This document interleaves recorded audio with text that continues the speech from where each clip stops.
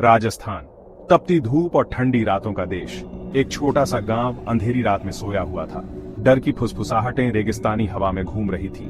पुराने किले की कहानियां, भूतिया, मना है। गांव वाले फुसफुसाते थे, अजीब आवाजों की, भयानक रोशनी की। सूरज ढलने के बाद कोई भी पास जाने की हिम्मत नहीं करता था। उनका मानना था कि किला श्रापित है। बूढ़े लोग एक राजा, उसकी रानी और एक दुखद प्रेम कहानी के किस्से सुनाते थे। वे कहते थे कि उनकी आत्माएं हमेशा के लिए फंस गई हैं। अर्जुन एक जवान लड़का था, हिम्मत से भरा। वो इन कहानियों पर हंसता था। उसे भूतों पर विश्वास नहीं था। उसने किले में एक रात बिताने का फैसला किया। जैसे ही सूरज डूबा, वो किले में दाखिल हुआ। हवा ठंडी हो गई, उसकी रीढ़ में सिहरन दौड़ गई। उसने अनसुना कर दिया। वो आगे बढ़ा। किला खामोश था, वीरान। हर कोने में मकड़ी के जाले लटके हुए थे। फर्श पर धूल जमी हुई थी। उसे लगा कि कोई उसे देख रहा है।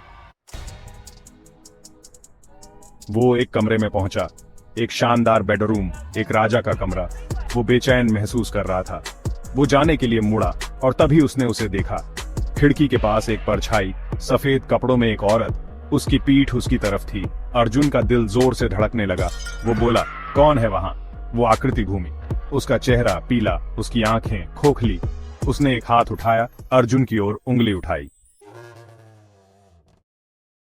चौथा भाग अंदर फंस गया। अर्जुन दहशत में आ गया। वो भागा बाहर निकलने की तरफ, लेकिन दरवाजा बंद था। उसने दरवाजा पीटा, मदद के लिए चिल्लाया। कोई जवाब नहीं। वो फंस गया था, अकेला, भूत के साथ। हवा और ठंडी हो गई। वो सुन सकता था फुसफुसाहटें अपने चारों ओर। उसने उसे फिर से देखा। भूतिया औरत उसकी तरफ आ रही थी। उसने अपनी आंखें बंद कर लीं और चीख पड़ा।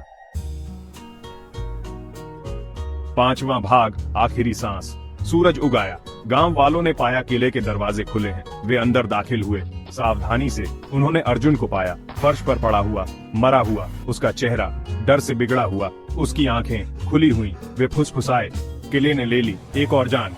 अर्जुन की आत्मा फंस गई हमेशा के लिए भूतिया किले में, उस खूबसूरत औरत के भूत के साथ।